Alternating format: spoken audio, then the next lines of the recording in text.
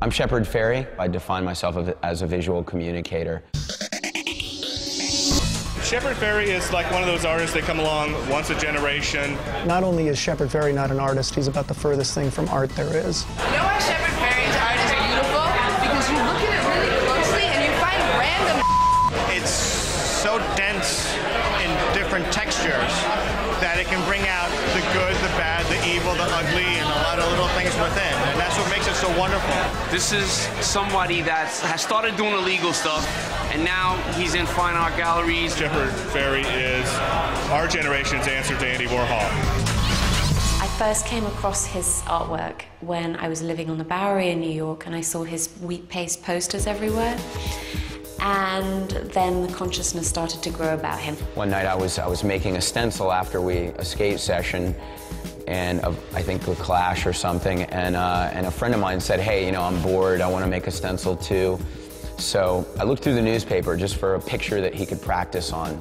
Saw an ad for wrestling with Andre the Giant, and said, why don't you make a stencil of this? It was very spontaneous, very off the cuff, and I, for some reason, felt like following through with it and making this sticker that was just going to be an inside joke. Then the more you put an image out there in public, the more important it seems. It caught on, and next thing you know, the local paper ran a piece asking, what is the Andre the Giant campaign all about?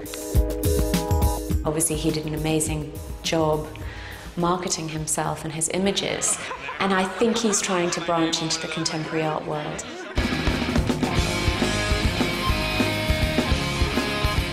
It's incredible validation for me to be showing here and be taken seriously when a lot of people for years did not take street art seriously and didn't really see it as anything other than, you know, mischief and vandalism. In a lot of ways, Shepard's work doesn't really address the concerns of fine art.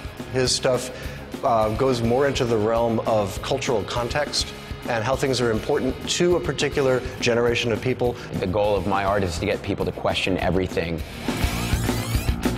If you want to define art, art is creating something that is for you, and it's saying what you want to say. Shepard's got a political and social agenda to his work, but he also has a sense of humor with it as well. This piece is called the Toxicity Inspector. The concept of peace is so foreign that they have to try to figure out what the hell it is.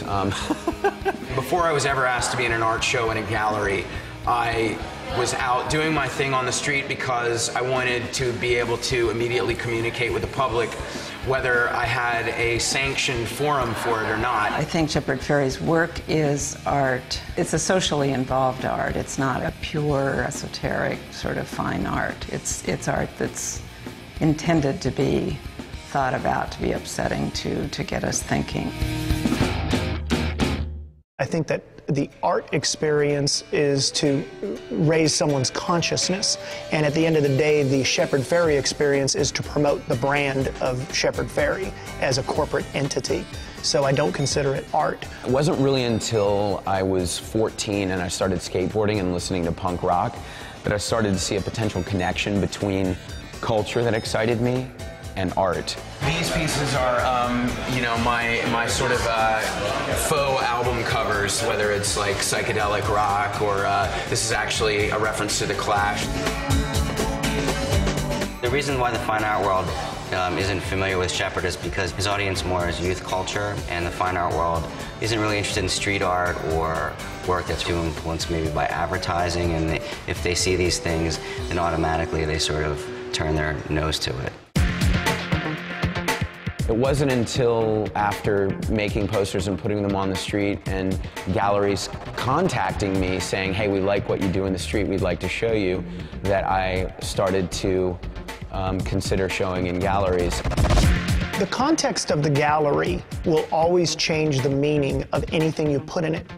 So you can do a museum of teddy bears, and people will, with that context, consider teddy bears art. Give him some time. He has the ability and he has the drive to really make a mark in visual culture.